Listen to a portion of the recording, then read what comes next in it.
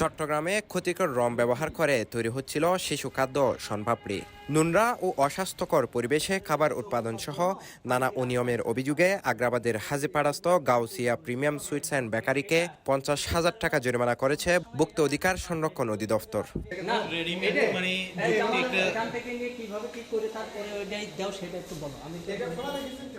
রবিবার 14 সেপ্টেম্বর দুপুরে নগরের আগ্রাবাদের হালিশহর রুট সংলগ্ন জালাল কমিশনার লেনের গাউসিয়া প্রিমিয়াম সুইটস অ্যান্ড বেকারিতে এই অভিযান পরিচালনা করা হয়। ভোক্তা অধিদপ্তর চট্টগ্রাম বিভাগের উপপরিচালক মোহাম্মদ ফয়জুল্লাহর নেতৃত্বে এই অভিযান পরিচালনা করা হয়। এই সময় তার সাথে ছিলেন সহকারী পরিচালক মোহাম্মদ আনিসুর রহমান ও রানা দেবনাথ। আর আপনার একটা টেবিলও পরিষ্কার নাই, সবগুলো টেবিল অপরিষ্কার অপরিচ্ছন্ন, একটাও নাই। এইটার উপরে আপনি আবার ডো তৈরি করবেন, এটার উপরে আপনি আবার সেমাই তৈরি করবেন।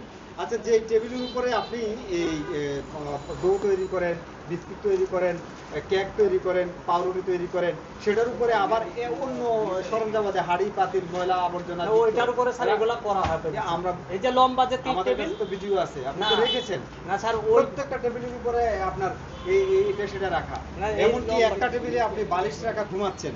অভিযানে অস্বাস্থ্যকর পরিবেশের পাশাপাশি খাবারের প্যাকেটে ইচ্ছামতো মেয়াদ দেয়া সহ খাবার উৎপাদনের টেবিলে কর্মচারীদের ঘুমানোর আলামত পাওয়া যায়।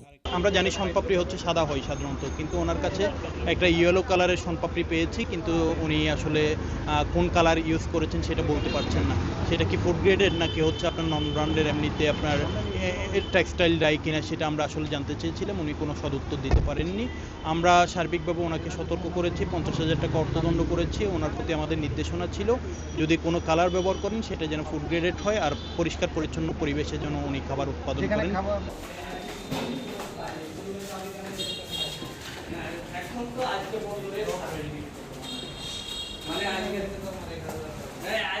CTG post, Chittagong.